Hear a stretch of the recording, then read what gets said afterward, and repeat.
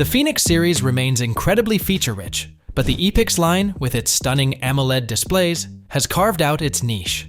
The overlap is undeniable, and we can't help but wonder if Garmin will streamline its offerings. The Enduro 2, with its impressive battery life and similar aesthetics, adds to the confusion. Anyways, does Garmin need both the Fenix and Epix lines? The distinctions are blurring, and a merger could simplify their product lineup, though it would surely spark debates among fans of MIP versus AMOLED displays. The recent release made sense due to the new optical heart rate technology and flashlight support, but Garmin might struggle to justify future generations of the Fenix, Epix, and Enduro coexisting. That brings us to Garmin Fenix 8 and Epix 3. With few rumors and leaks to rely on, we're left to piece together the clues from Garmin's recent history. So, when will the Fenix 8 and Epix 3 hit the market? Garmin's launch dates have been as unpredictable as the weather, but history gives us some hints. Based on previous launches, a summer 2024 announcement seems most probable.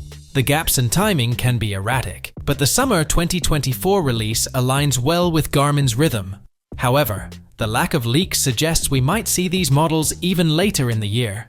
The Garmin subreddit has been buzzing with discussions about recent FCC filings from the company. While none of these filings explicitly indicate a next-gen wearable, it feels like we're inching closer to a new generation of devices. Here are a few potential upgrades that could redefine your fitness experience. Display enhancements.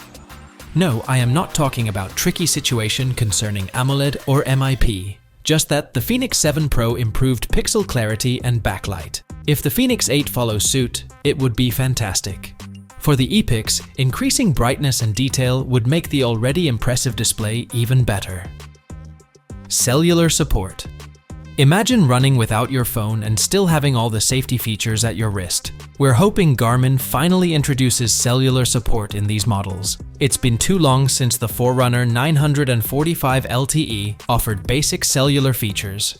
We get why Garmin's been hesitant. After all, their audience wants a sports watch, not a smartwatch. But come on, it's 2024. An advanced watch without cellular options seems crazy. AdvancedSPO2 monitoring. Garmin is reportedly working on technology using 3 different light sources for more accurate SPO2 measurements. This could be a game changer for health monitoring, and we're eager to see it in action. It might not show up in the next-gen Fenix Epix, but any improvement in this tech would be great, especially given the current battery drain.